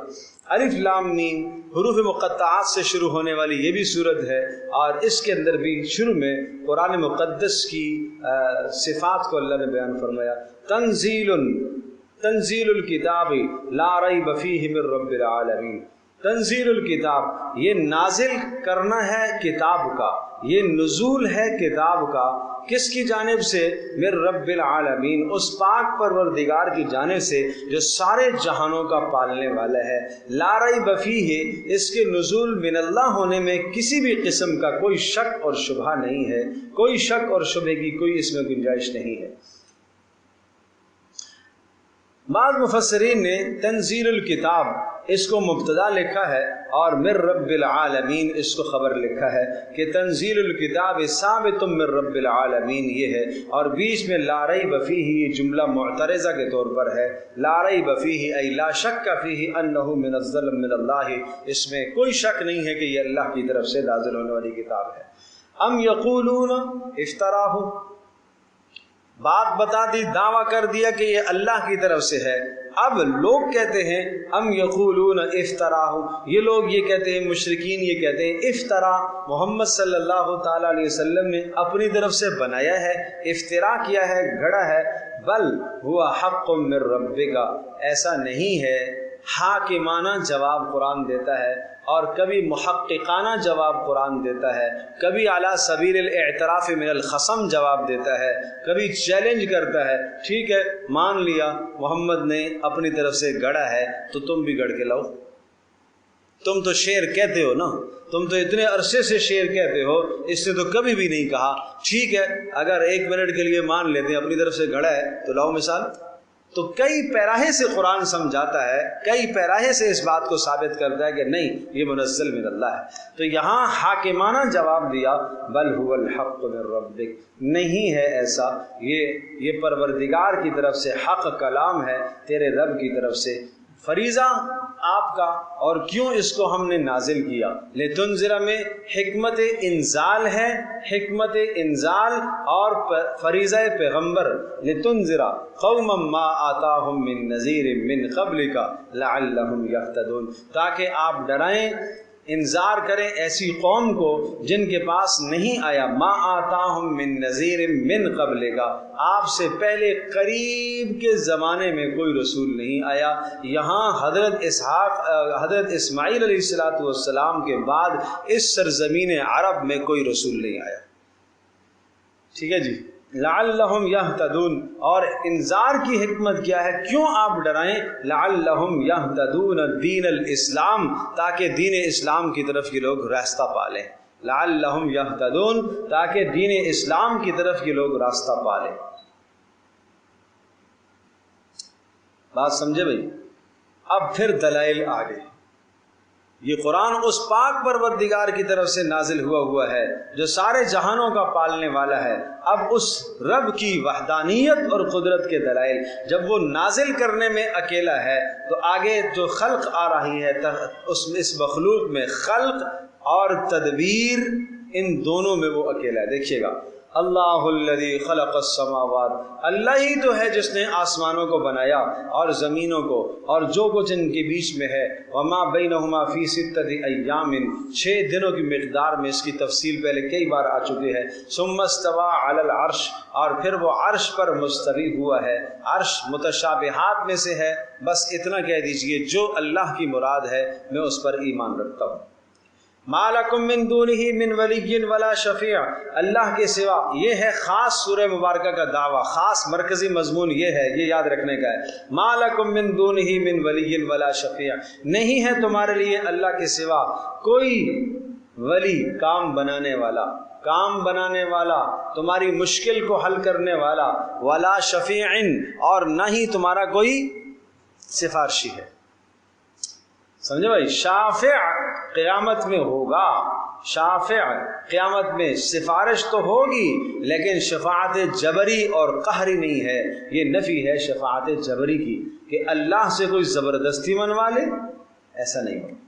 انبیاء سفارش کریں گے، جیسے کہ سورہ نبا کے اندر ہے، یوم یقوم الروح والملائکۃ صفا لا یتکلمون الا من اذن له الرحمن وقال صوابا، کوئی سفارش نہیں کر سکے گا مگر جس کو اللہ اجازت دے گا، اور جس کے لیے اجازت دے گا۔ یہ دونوں باتیں یاد رکھیے گا، جس کو اجازت دے گا، جس کے لیے اجازت دے گا، اس کے لیے سفارش۔ ارے بات سمجھے نہیں سمجھے؟ اس کی مثال ایسے ہی سمجھ لو دنیا میں، جیسا کہ ایک آدمی ایک منصب پر حق رکھتا ہے، اس منصب پر آپ نے ایک آدمی کو نوکری پر لگانا ہے اور وہاں ویکینسیاں سمجھ لیں کہ یہ ویکینسی آئی ہے اور اس پر امیدوار 50 لوگ ہیں اور ہمیں مطلوب ہیں صرف 3 لوگ، اور 50 کے 50 کیا ہیں؟ حقدار ہیں، 50 کے 50 کے اس کی کیا ہے؟ صلاحیت رکھتے ہیں، ٹھیک ہے؟ اب کہا جائے گا بھائی اگر کوئی آدمی کوئی سفارش آ گئی اور کوئی اچھی، اور وہ سفارش کی وجہ سے پتہ چل رہا ہے کہ ہاں اس کے اندر شرافت ہے، اس کے اندر کوئی اچھائی ہے، تو اس کو کیا کیا جائے گا؟ ترجیح دی جائے گی۔ دنیا کے اندر جو سفارش ہے، اس سفارش کی صرف اتنی ہی حیثیت ہے، بس ایک آدمی مستحق ہے کسی کام کا اور آپ سفارش لکھنا چاہتے ہیں، بھائی یہ میری طرف سے یہ سفارش ہے، یہ حکم نہیں ہے، یہ حکم نہیں ہے، یہ جبر نہیں ہے، ہم سفارش نہیں کرتے، ہم زور لگاتے، ہم زبردستی کرتے۔ سفارش میں اگر اگلے والے نے ہماری بات نہ مانی تو ہم تعلق توڑ دیتے ہیں، اس کا مطلب سفارش نہیں ہے، یہ جبر ہے، یہ جبر ہے۔ سمجھ میں آ نہیں یار؟ یہ ظلم ہے بھائی، یہ ظلم ہے۔ آج افراط و تفریط میں ہم مبتلا ہیں۔ پیارے پیغمبر صلی اللہ تعالی وسلم کے سامنے اس قسم کے حالات و واقعات آتے، آپ علیہ الصلوۃ والسلام سے صحابہ پوچھتے اللہ کے رسول یہ آپ کی جانب سے سفارش ہے یا حکم ہے؟ آپ فرماتے حکم ہے تو پورا کریں، اور آپ فرماتے سفارش ہے تو صحابی کہتے نہیں مجھے نہیں اختیار کرنی۔ ٹھیک ہے، کبھی اللہ کے رسول ناراض نہیں ہوئے کہ تو نے میری بات کیوں نہیں سنی؟ سمجھے بھائی؟ باقی آخرت میں اللہ سے کوئی جبرن سفارش کروائے ایسا نہیں ہے۔ افلا تتذکرون، تو پھر تم کیوں نہیں سمجھتے ہو؟ اتنی موٹی سی بات بھی نہیں سمجھتے ہو؟ ایھا العابدون غیر اللہ، علامہ ابن کثیر رحمۃ اللہ علیہ لکھتے ہیں افلا تتذکرون ایھا العابدون غیر اللہ، اللہ کے غیر کو بندگی کرنے والوں، اللہ کی غیر کی پوجا کرنے والوں، تم کیوں نہیں سمجھتے ہو؟ نصیحت کیوں نہیں حاصل کرتے ہو؟ تو یہ تو ہو گیا خلق کا معاملہ۔ نزول میں اللہ وحدہ لا شریک، خلق میں اللہ وحدہ لا شریک۔ اب تدبیر میں یدبر الامر من السماء الى الارض، سارے کاموں کو آسمان سے وہی بناتا ہے، سارے کاموں کو۔ حضرت عبداللہ بن عباس رضی اللہ تعالی عنہما ارشاد فرماتے ہیں ینزل القضاء، اللہ پاک تقدیر کے فیصلوں کو کرتا ہے، والقدر تقدیر کے فیصلوں کو۔ یدبر الامر من السماء الى الارض سے مراد کیا ہے؟ اللہ آسمان سے تقدیر کے فیصلے نافذ کرتا ہے۔ اور ثم یعرج الیہ فی یوم کان مقدارہ الف سنۃ مما تعدون، اور پھر سارے کے سارے معاملات اسی ہی کی طرف لوٹ کر جائیں گے اس دن میں جس کی مقدار 1000 سال کے برابر ہوگی جس کو تم شمار کرتے ہو۔ ارے سمجھے بھائی، آپ کی تدبیر میں، اللہ کی تدبیر میں آپ کا نہ کوئی وزیر ہے، نہ اللہ کا کوئی مشیر ہے، کوئی اللہ کا مشیر بھی نہیں، کوئی اللہ کا وزیر بھی نہیں ہے، اور وہ قیامت کے دن بھی سارا اختیار اسی کے پاس ہوگا۔ جیسے وہ دنیا میں مدبر ہے، قیامت کے دن بھی وہی مدبر ہے، اور اس قیامت کے دن کہ جس کی مقدار 1000 سال کے برابر ہے، کہیں 50,000 سال کے برابر بھی آیا جیسے سورۃ المعارج میں ہے 50,000 سنۃ، اور یہاں پر 1000 سنۃ ہے، یہاں پر 1000 سال ہے۔ تو یہ لوگوں کے اعمال کی کیفیات کے اعتبار سے ہوگا۔ بعض لوگوں کو یہ 1000 سال محسوس ہوگا، بعضوں کو 50,000 سال محسوس ہوگا، اور بعضوں کو اس سے کم و بیش محسوس ہوگا، اور بعضوں کو تو ایسا لگے گا جیسا کہ عصر سے مغرب کے بیچ کا وقت ہوتا ہے، جلدی سے یہ سارا وقت گزر جائے گا۔ آپ سمجھے بھائی؟ نہیں سمجھے؟ جب بڑی مصیبت کوئی آن پڑتی ہے نا تو اس مصیبت کا وقت بڑا مشکل سے کٹتا ہے، بڑی مشکل سے کٹتا ہے، پھر سیکنڈ بھاری پڑ رہا ہوتا ہے، ٹھیک ہے نا۔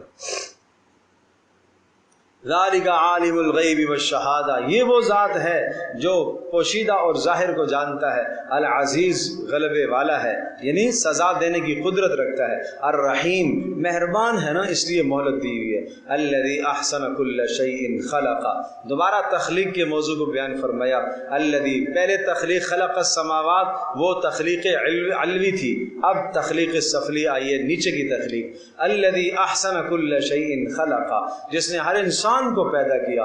وَبَدَأَ خَلْقَ الْإِنسَانِ مِنْ طِينٍ، اور انسان کی تخلیق کا آغاز اس نے طین سے کیا. بدأ خلق الانسان سے یہ معنی نہیں ہے کہ انسان کو سب سے پہلے بنایا، نہیں، وَبَدَأَ اور شروع کیا خلق الانسان، انسان کی تخلیق کو، من طین، گارے سے. یہاں طین سے مراد کیا ہے؟ گارا. ٹھیک ہے نا. یہ بات میں پہلے بھی بتا چکا ہوں کہ انسان کی تخلیق کے لیے جو الفاظ استعمال اللہ نے فرمائے ہیں، ایک تراب، خلقہ من تراب، مٹی سے پیدا کیا. تراب ہر مٹی کو کہتے ہیں، سوکھی مٹی کو. زمین سے مٹی اٹھائی گئی، اس کو تراب کہا. اور وہ زمین سے مٹی اٹھائی گئی مختلف رنگوں میں اور مختلف مزاجوں میں، کالے رنگ کی، سفید رنگ کی، سرخ رنگ کی مٹی اٹھائی گئی. یہ جو مختلف رنگوں کی مٹی ہے یہ انسانوں کی شکلوں کا اختلاف ہے. اور مختلف مزاجوں کی مٹی اٹھائی گئی، کچھ سخت کچھ نرم، یہ انسانوں کے مزاجوں کا اختلاف ہے. ارے سمجھے بھائی؟ تو حضرت ملک الموت علیہ السلام نے زمین سے یہ مٹی اٹھائی تھی، ٹھیک ہے، اور پھر انہی کے سپرد کر دیا تھا یہ نظام کہ روحوں کے قبض کرنے کا نظام بھی انہی کے سپرد کر دیا. پھر یہ مٹی جب اوپر گئی تو پھر اس مٹی کو گارا بنایا گیا. تراب سے پھر طین بن گئی. طین یہ دوسرا مرحلہ ہے اس کا. اور پھر تیسرا مرحلہ اس کا آیا من طین لازم، لازب کہا ہے اس کو، چکنی مٹی، سمجھے بھائی، چکناہٹ والی، یہ طین لازب، ٹھیک ہے. اور پھر اس کے بعد کہا خلق الانسان من صلصال من حمأ مسنون، وَلَقَدْ خَلَقْنَا الْإِنسَانَ مِنْ صَلْصَالٍ مِنْ حَمَأٍ مسنون. تو پہلا تراب تھا، پھر طین تھا دوسرا، پھر طین لازب بن گیا، اور پھر طین لازب چکنی مٹی کو، چکناہٹ والی مٹی کو پڑے اس میں بدبو پیدا ہوئی، سڑاہن پیدا ہوئی، ٹھیک ہے جی.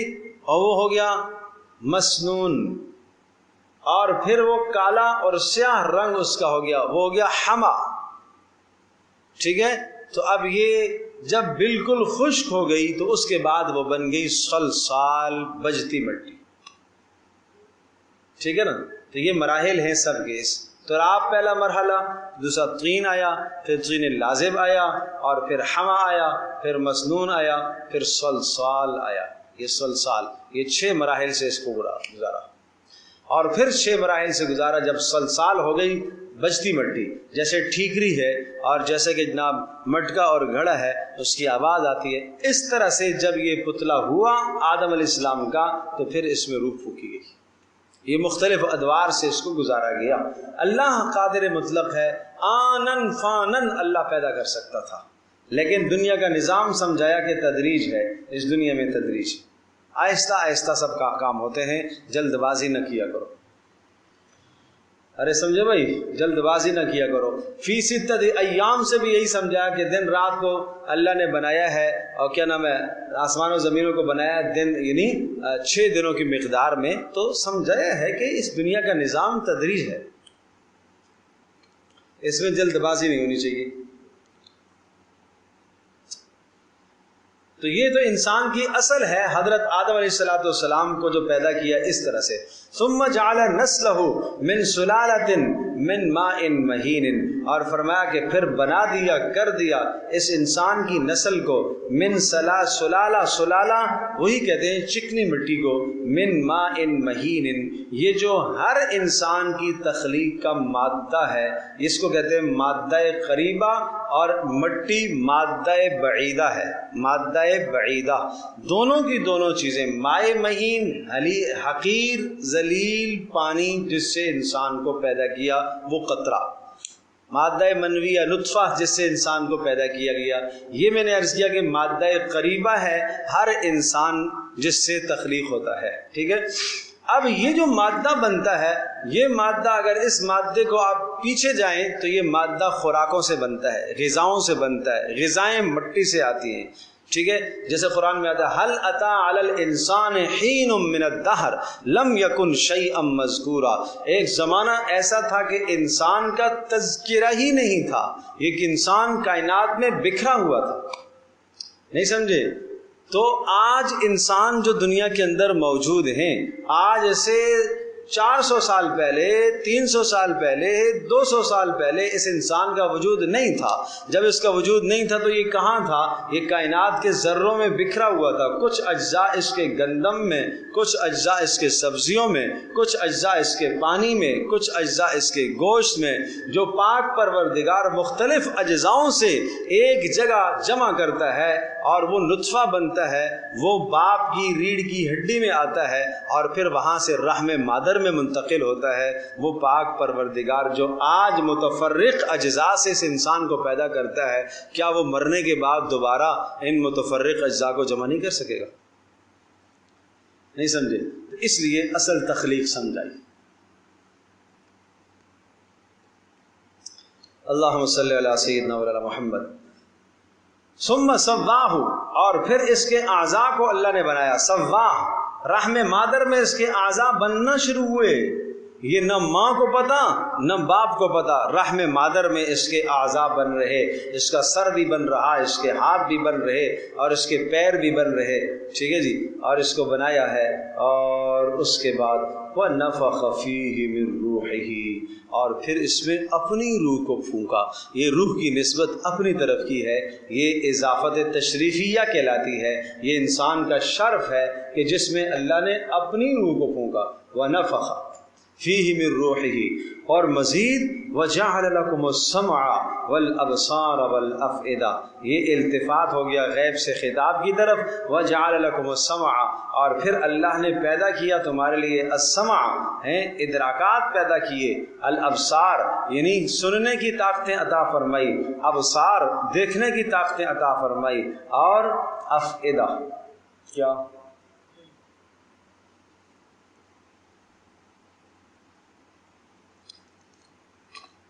حواس ظاہرہ، حواس باطنہ، ادراکات ظاہرہ السمع اور بصر، یہ دو ظاہری ادراک ہے۔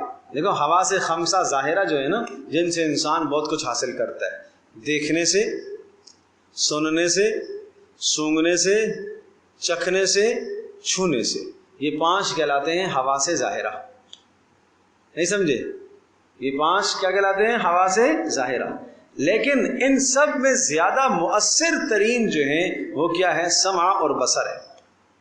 سمع اور بصر، اور یہ دونوں کے دونوں آلات علم ہیں۔ سمع اور بصر، انسان دوسرے سے علم کسب کرتا ہے سن کر، اور بہت ساری چیزوں کا علم حاصل کرتا ہے دیکھ کر۔ تو یہ ادراکات ظاہرہ، یہ ظاہری ادراک بتائے، اور افئدہ باطنی ادراک، اس میں دل بھی آ گیا، اس میں دماغ بھی آ گیا، سمجھو بھائی، سوچ سب آ گیا اس میں۔ لیکن ان 3 چیزوں کو ذکر کیا اس لیے کہ ہدایت کا تعلق ان تینوں سے۔ نہیں سمجھے بات؟ رہبری اور ہدایت کا تعلق کس سے ہے؟ ایک تقریر آپ نے سنی اور اس آدمی کو بھی آپ نے دیکھا، اس نے جو دلائل آپ کو دکھائے وہ بھی آپ نے دیکھ لیے، اب دماغ استعمال کرو، سوچو کہ بات اس نے حق کی ہے تو قبول کر لینا چاہیے۔ تو اس لیے ان 3 حواس کو ذکر فرمایا، سمع، بصر اور افئدہ، ان 3 کو، کہ تمہیں ہدایت سمجھنے کے لیے، اللہ کی توحید اور وحدانیت کو سمجھنے کے لیے یہ 3 اعضاء تو دیے تھے نا، تو پھر کیا کرنا چاہیے تھا؟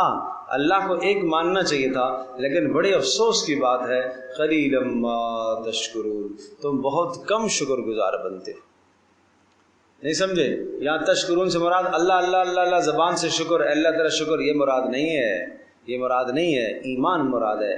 قلیلاً، قلیلاً تقلیل کے لیے ہے، ما مزید تقلیل قلت کو پیدا کرتا ہے، ما مزدیہ تقلیل کے لیے آیا ہے۔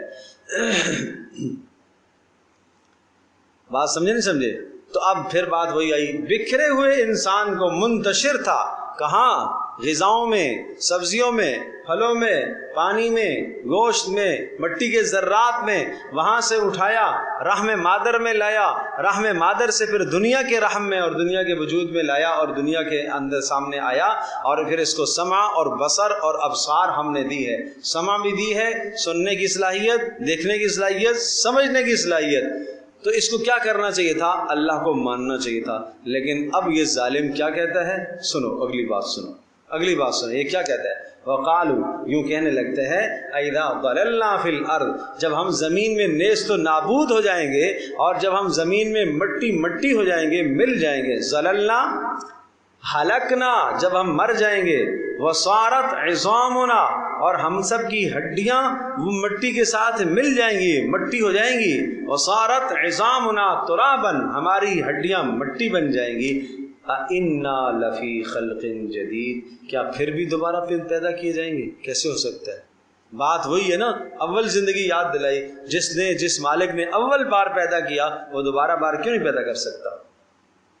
بل ہم بلقاء ربہم کافرون، کوئی بات نہیں، یہ اپنے رب کی ملاقات کے انکاری ہیں ظالم، اس لیے ایسی بات کرتے ہیں۔ قل کہہ دیجئے، یتوفاکم ملک الموت الذی وکل بکم، تمہیں موت دے گا، تمہاری روح قبض کرے گا وہ فرشتہ، الذی وکل، جس کو مقرر کیا گیا تمہارے اوپر، ثم الی ربکم ترجعون، اور پھر تمہیں لوٹ کر آنا ہے اسی کی طرف۔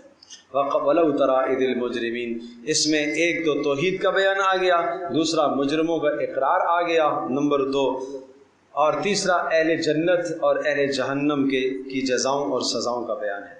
سمجھو بھائی؟ تو یہ یاد رکھیے گا، اقرار، یہ سمجھ لو، اقرار اور اہل ایمان کا بیان اور اہل جنت اور جہنم کا بیان آ گیا، بس۔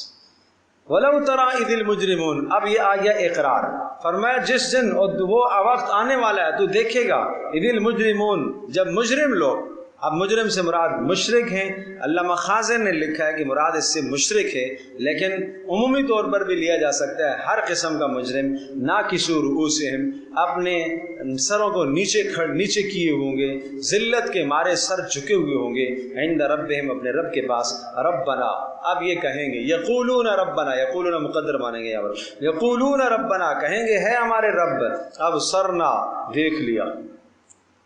ارے نہیں سمجھے بات؟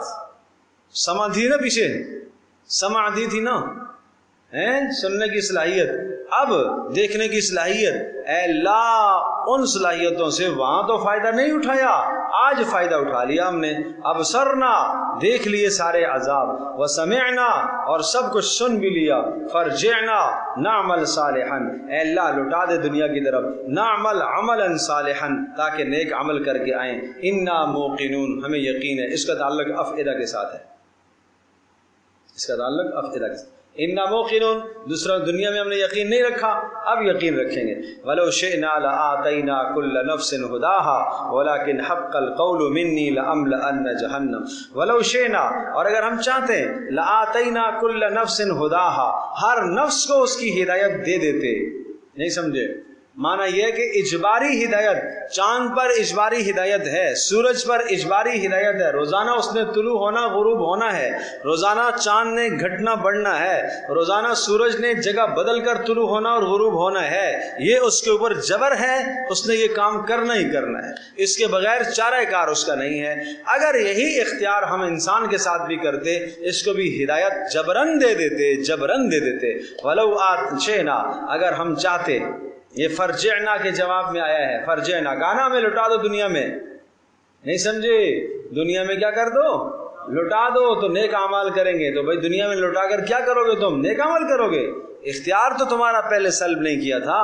ولو شئنا، اگر ہم چاہتے دنیا میں تم میں سے ہر ایک کو ہدایت دے دیتے، لیکن یہاں جملہ ایک محذوف مان لو، ولکن لیبلوکم، لیکن تمہارا امتحان ہے، لیکن تمہارا کیا ہے؟ امتحان ہے۔ سب کو ہدایت کیوں نہیں دی؟ اس لیے کہ تمہارا امتحان ہے، اختیار ہم نے تمہیں دے دیا، ہدایت کے راستے بھی واضح، شر کے راستے بھی واضح۔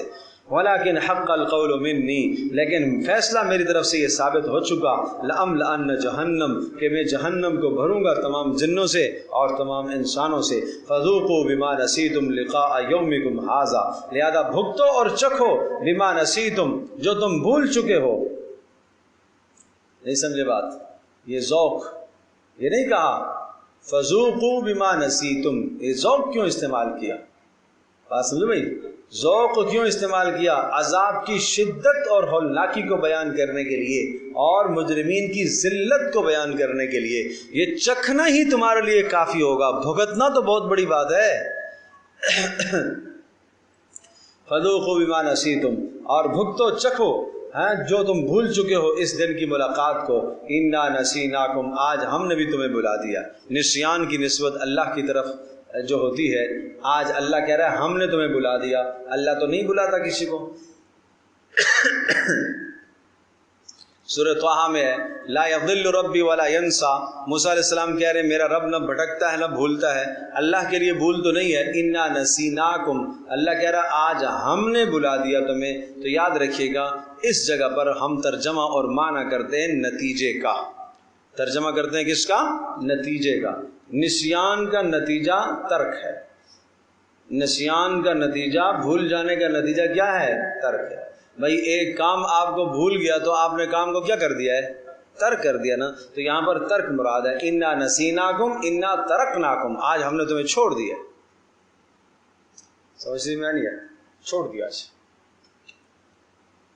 انا نسیناکم، آج ہم نے تمہیں چھوڑ دیا ہے دائم عذاب کے اندر، وذوقوا عذاب الخلد، اور دائمی عذاب بھگتو بما کنتم تعملون، انما یؤمن بآیاتنا الذین۔ اب یہ جہنمیوں کا بیان آیا تو پھر جنت والوں کا بیان بھی آ گیا، وہ بھی سن لو۔ ہاں انما یؤمن بآیاتنا الذین، بے شک ہماری آیتوں پر ایمان رکھتے ہیں۔ یہ حصر ہے، حصر، انما حصر کے لیے آیا ہے، انما یؤمن بآیاتنا الذین، بے شک ہماری آیتوں پر ایمان رکھتے ہیں وہ لوگ، اذا ذکروا بہا، جب ان کو نصیحت کی جائے۔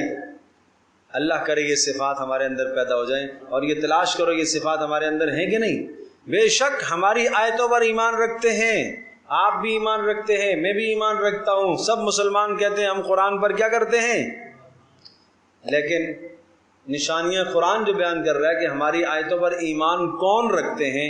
نمبر 1، اذا ذکروا بہا خروا سجدا، جب ان کو ہماری جانب سے نصیحت کی جاتی ہے تو وہ سجدے میں گر پڑتے ہیں۔ اس سجدے سے مراد، سجدے میں گر پڑنا، اللہ کے حکم کی اتباع کے لیے فوری تیار ہو جاتے ہیں۔ بس اللہ کا حکم آیا، ٹھیک ہے جی مان لیا، بس پردے کا حکم آیا مان لیا، جی نہیں مان رہا اللہ کا حکم ہے قبول ہے۔ نہیں سمجھے بات؟ حرام ہے سامنے، اللہ کا حکم ہے کہ اس کو چھوڑ دو، بس چھوڑ دیا۔ نماز صبح اٹھنے کو جی نہیں چاہ رہا، بات آئی نہیں اٹھنا چاہیے، چلو جی چلے گئے۔ قربانی کا موقع آیا، جی تو نہیں چاہ رہا قربانی کرنے کا، بڑی مہنگی ہو گئی ہے، لیکن اللہ کا حکم ہے، اللہ کے حکم کے سامنے اپنے آپ کو ڈال دینا، جھکا دینا۔ سمجھ میں آیا بھائی؟ یہ ہے مسئلہ۔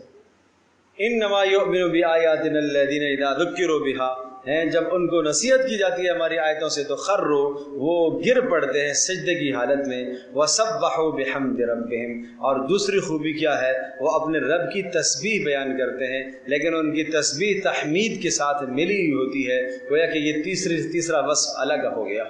ایک تو اللہ کے حکم کے سامنے جھکتے ہیں، دوسرا اللہ کی تسبیح بیان کرتے ہیں کہ اے اللہ جو تو نے ہمیں حکم دیا ہے یہ عدل پر مبنی ہے، اور بحمد ربہم، اے اللہ تیری حمد ہے، وہم لا یستکبرون، اور چوتھی خوبی ان کی یہ ہے کہ وہ تکبر نہیں کرتے، عاجزی اختیار کرتے، اور پانچویں خوبی ہے تتجافا جنوبہم۔ یہ خوبیاں تلاش کرو اپنے اندر بھائی، تتجافا جنوبہم، پر فرمایا ان کے پہلو جدا رہتے ہیں، تتجافا جدا رہتے ہیں، جنوبہم ان کے پہلو، عن المضاجع، کس سے؟ بستروں سے، یدعون ربہم، اپنے رب کو پکارتے ہیں، خوفا وطمعا، خوف رکھتے ہوئے اور امید رکھتے ہوئے، اور چھٹی خوبی ہے ومما رزقناہم ينفقون، اور وہ ہمارے جو کچھ ہم نے دیا اس میں سے خرچ کرتے ہیں۔ یہ 6 خوبیاں ہیں ہماری آیات پر ایمان رکھنے والوں کی، 6 نشانیاں ہیں ہماری آیات پر ایمان رکھنے والوں کی 6 نشانیاں۔ اللہ کرے یہ 6 نشانیاں ہمارے اندر آ جائیں، نہیں ہیں تو فکر کرے۔ فلا تعلم نفس ما اخفی لهم، ان کو کیا ملے گا نہیں کوئی نفس جانتا، کیا ان کے لیے تیار کر کے رکھا ہے، ما اخفی لهم من قرۃ اعین، کیا مخفی رکھا ہے، من قرۃ اعین، آنکھوں کی ٹھنڈک ان کو کیا اللہ دے گا، جزاء بما كانوا يعملون، جوزو جزاءً فعل مقدر ہے مفعول مطلق اس کے لیے، جزاءً بما كانوا يعملون یہ بدلہ ہے ان کا جو وہ اعمال کرتے تھے۔ افمن کان مؤمنا کمن کان فاسقا، تقابل آیا ہے، تقابل۔ بھلا یہ بتاؤ افمن کان مؤمنا، دونوں فریقوں کا حال آپ کو پتہ چل گیا، نافرمانوں کا بھی فرما برداروں کا بھی۔ اب بتاؤ افمن کان مؤمنا، جو اللہ پر ایمان رکھتا ہے، کمن کان فاسقا، کیا یہ فاسق اور کافر کی طرح ہو سکتا ہے؟ فاسق سے مراد کمن کان خارجا عن اطاعت اللہ، جو اللہ کی اطاعت سے نکلنے والا ہے۔ لا یستوون، نہیں دونوں برابر ہو سکتے، نہ حالن نہ معالن۔ کیا مطلب؟ نہ ابھی برابر ہیں نہ آئندہ برابر ہوں گے، نہ ابھی دنیا میں برابر ہیں نہ آخرت میں برابر ہو سکتے ہیں۔ ٹھیک ہے دنیا میں تم دیکھ رہے ہو اللہ کے نافرمان کے پاس مال زیادہ ہے، اللہ کی قدر و منزلت اللہ کے یہاں نہ اس مال کی کوئی قدر و قیمت ہے نہ مال والوں کی کوئی قدر و منزلت ہے۔ اما الذین آمنوا وعملوا الصالحات، اب بتایا کہ ہم آپ کو بتائیں فرق کیا ہے، فرق کیا ہے۔ اما الذین آمنوا یعنی مومن اور فاسق برابر نہیں ہے، اس لیے کہ اما الذین آمنوا ایمان وہ لوگ جو ایمان لائے اور عمل صالح کیے، فلہم جنات المأوی ان کے لیے ہمیشہ والا ٹھکانہ ہے، نزلا بما كانوا يعملون اور ان کے اعمال پر مہمان نوازی کی جائے گی، نزلا مہمان نوازی۔ واما الذين فسقوا، اوہو جنہوں نے فسق کیا، فسقوا ای خرجوا عن اطاعت اللہ، اللہ کی اطاعت سے نکلے، فمأواهم النار ان کا ٹھکانہ تو کیا ہے؟ جہنم ہے۔ مزید کیا ہوگا؟ کلما ارادوا ان یخرجوا منها، جنت والے دیکھو اس کے لیے کیا لفظ استعمال فرمایا؟ جنات المأوا، مأوا کا معنی ہمیشہ رہنے کی جگہ، وہاں نکلنے کا تصور نہیں ہے۔ اور یہاں پر کیا فرمایا؟ فمأواهم النار، ان کے لیے کیا ہے؟ ان کا ٹھکانہ نار ہے، دوزخ ہے، وہاں سے بھاگنے کی کوشش کریں گے، جب کوشش کریں گے کلما ارادوا ان یخرجوا منها اعیدوا فیها، اور جب بھی نکلیں گے اس میں سے، کلما ارادو جب بھی ارادہ کریں گے، ان یخرجوا منها اس سے نکلیں، اعیدوا فیها وہ لوٹا دیے جائیں گے واپس، وقیل لهم ذوقوا عذاب النار الذی کنتم به تکذبون، اور کہا جائے گا ذوقوا بھگتو عذاب النار وہ دوزخ کا عذاب ہے جی، الذی کنتم به تکذبون جس کو تم کیا کرتے تھے؟ جھٹلایا کرتے تھے۔ ٹھیک ہے، ایک سوال ہے، پتہ نہیں لیکن سوال آپ سب کو سمجھ میں آئے گا یا نہیں آئے گا؟ نہیں سمجھ میں آئے گا تو پھر مزہ نہیں آئے گا، بہرحال چلو میں دہرا دیتا ہوں، مولی انس کو شاید سمجھ میں آ جائے تو اچھی بات ہے۔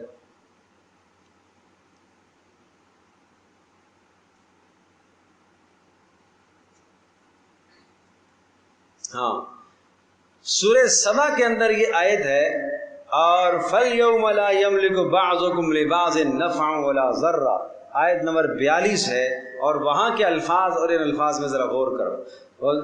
وَنَقُولُ یہ عربی سے مناسبت رکھنے والوں کو بڑا دلچسپ لگے گا یہ، وَنَقُولُ اور اس دن ہم کہیں گے، لِلَّذِينَ ظَلَمُوا ان لوگوں سے جنہوں نے ظلم کیا، ذُوقُوا عَذَابَ النَّارِ الَّتِي كُنتُم بِهَا تُكَذِّبُونَ، یہاں پر یہ صفت ہے التی کس کی؟ النار کی، اور یہ جو سورہ سجدہ چل رہی ہے اس میں صفت ہے کس کی؟ الذی مذکر آیا ہے، یہ صفت عذاب کی ہے، مضاف کی صفت ہے، اور وہاں سبا میں مضاف الیہ کی صفت ہے۔ سوال سمجھ میں آیا؟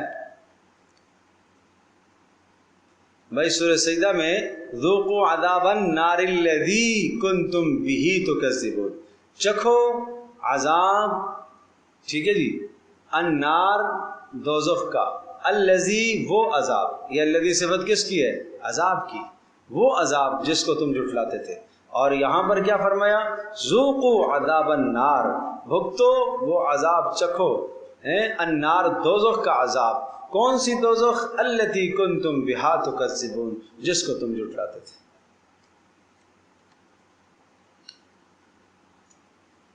سمجھ میں آیا؟ کیا آیا؟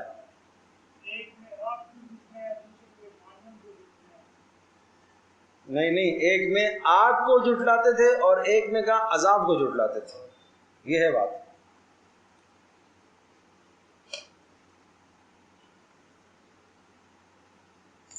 چلو سورت کو پورا کر لیتے ہیں، بات لمبی ہو جائے گی، سوال مشکل ہے، اس لیے اگلے جمعے تک موقع ہے، اگلے اتوار اگلا اتوار قربانی ہے، لے تو گوشت کھا کے تو پھر تو زیادہ آ ہی جائے گا نا جلدی، 15 دن کے بعد سے. چلو کوئی بات نہیں، بتا دوں گا بعد میں. وَلَنُذِيقَنَّهُم مِّنَ الْعَذَابِ الْأَدْنَىٰ دُونَ الْعَذَابِ الْأَكْبَرِ لَعَلَّهُمْ يَرْجِعُونَ. اور فرمایا وَلَنُذِيقَنَّهُم، اور ہم ضرور بضرور چکھائیں گے، من العذاب الادنیٰ، اس دنیا میں ہم چکھاتے ہیں تمہیں تھوڑا سا عذاب، دون العذاب الاکبر، بڑے عذاب سے پہلے، لعلہم یرجعون، تاکہ تم واپس آ جاؤ. بھائی یہ دنیا میں عذاب جو آتے ہیں نا، یہ مہنگائی آنا، یہ عذابوں کا تسلسل آنا، یہ حکمرانوں کا ظلم آنا، یہ ہم اس لیے کرتے ہیں تاکہ تم واپس آ جاؤ. یہ عذاب اللہ کی جانب سے اہل ایمان پر اہانت کے لیے، توہین تذلیل کے لیے نہیں ہوتا ہے، یہ ان کو واپس لانے کے لیے ہوتا ہے. سمجھے بھائی؟ لیکن اگلی بات بڑی خطرناک ہے، بڑی خطرناک ہے، سنیے گا. وَمَنْ أَظْلَمُ مِمَّنْ ذُكِّرَ بِآيَاتِ رَبِّهِ. اچھا، بڑا اس سے بڑا ظالم کون ہو سکتا ہے جس کو نصیحت کی گئی ہے بِآيَاتِ رَبِّهِ، اپنے پروردگار کی نشانیوں اور آیات اور احکام کے ذریعے سے نصیحت کی گئی ہے، ثُمَّ أَعْرَضَ عَنْهَا، ساری نصیحتیں سن کر پھر کیا کرتا ہے؟ منہ موڑ لیتا ہے. یہ بڑا کیا ہے بولو؟ ظالم ہے. ایک آدمی کہے کہ نہیں میں نے تو کوئی ظلم نہیں کیا، میں نے تو کبھی کسی کو مارا ہی نہیں ہے، تھپڑ بھی نہیں مارا ہے، کسی کو گالی بھی نہیں دی ہے، میں نے کیا ظلم کیا ہے؟ ارے ظالم، اللہ کے احکام سے اعراض کرنا اس سے بڑا کیا ظلم ہے؟ ہاں تو پھر سنو، انا من المجرمین منتقمون، ایسے مجرموں سے ہم کیا کریں گے؟ انتقام لیں گے. وَلَقَدْ آتَيْنَا مُوسَى الْكِتَابَ فَلَا تَكُنْ فِي مِرْيَةٍ مِّن لِقَائِهِ. اب اس کا تعلق ابتدائی کلام کے ساتھ ہے. دیکھو شروع میں کیا آیا تھا؟ الف لام میم تنزیل الکتاب لا ریب فیہ من رب العالمین. یہ کتاب اس پاک پروردگار کی طرف سے جو سارے جہانوں کا پیدا کرنے والا ہے، اور یہ کتاب جیسے تمہارے اوپر آئی اور لوگ شک کرتے ہیں، اسی طرح سے موسیٰ پر بھی کتاب آئی ہے، اس میں بھی شک کیا گیا. رسول اللہ صلی اللہ علیہ وسلم کو تسلی ہے. وَلَقَدْ آتَيْنَا مُوسَى الْكِتَابَ فَلَا تَكُنْ فِي مِرْيَةٍ مِّن لِقَائِهِ. لہذا اے نبی آپ ذرہ ادنا سا بھی کوئی تردد نہ کیجئے گا، من لقائه، اس کتاب کے موسیٰ علیہ السلام کے ملنے کے حوالے سے کہ موسیٰ کو دی ہے. وجعلناہ ھدی لبنی اسرائیل، اور ہم نے اس کتاب کو ہدایت کا ذریعہ بنایا بنی اسرائیل کے لیے. وجعلنا منہم ائمۃ، اور بنی اسرائیل میں ہم نے بہت سارے مقتدا بنائے. ائمۃ مقتدا، انبیاء پیدا کیے ہیں. یہدون بامرنا، جو ہمارے فریضے کو، ہمارے احکام کی طرف رہنمائی کرتے تھے. اور لما صبروا، اور مزید یہ کہ جب انہوں نے صبر کیا. کیا مطلب؟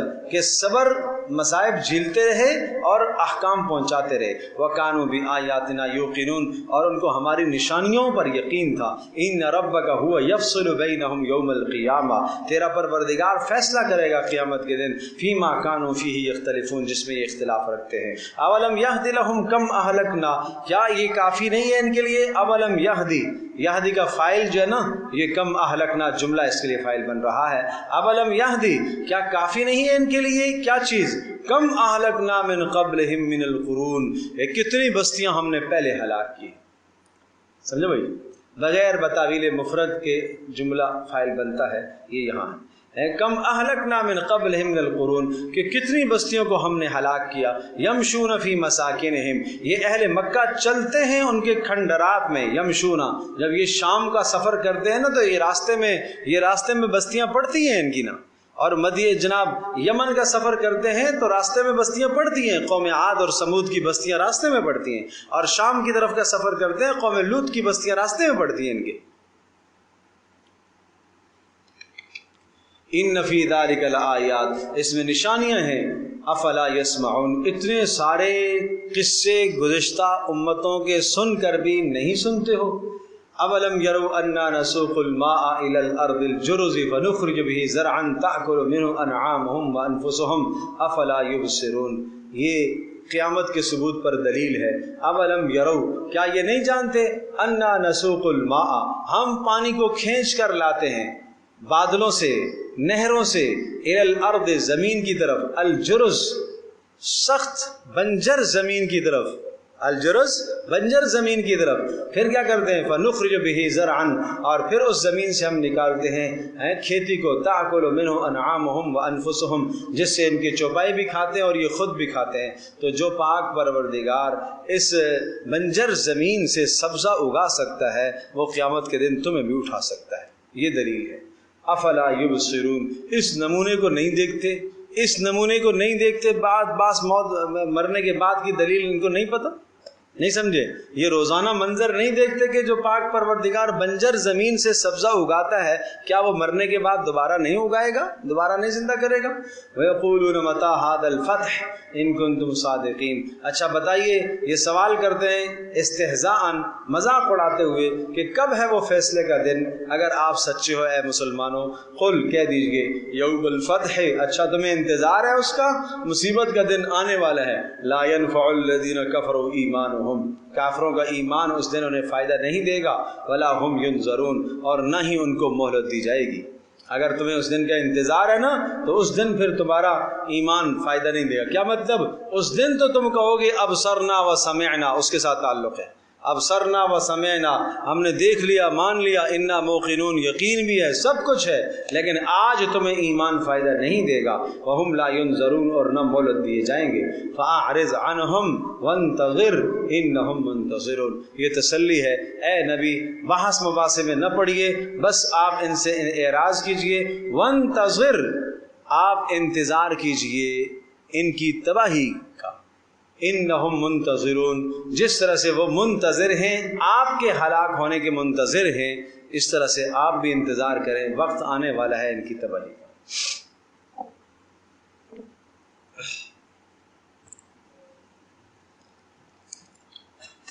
اللہم صلی علی سیدنا مولانا محمد.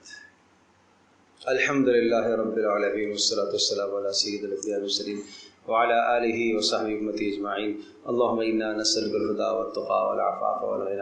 اللہم انا نعوذ بک من الفتن ما ظہر منها وما بطن. ربنا لا تجعلنا فتنة للقوم الظالمین ونجنا برحمتک من الکافرین. اللہم استر عوراتنا وآمن روعاتنا. اللہم حبب لنا الایمان وزینہ فی قلوبنا. اللہم کرہ لنا الکفر والفسوق والعصیان. اللہم اجعلنا من الراشدین. اللہم ارحمنا بالقرآن العظیم واجعلہ لنا اماما ونورا وہدی ورحمہ.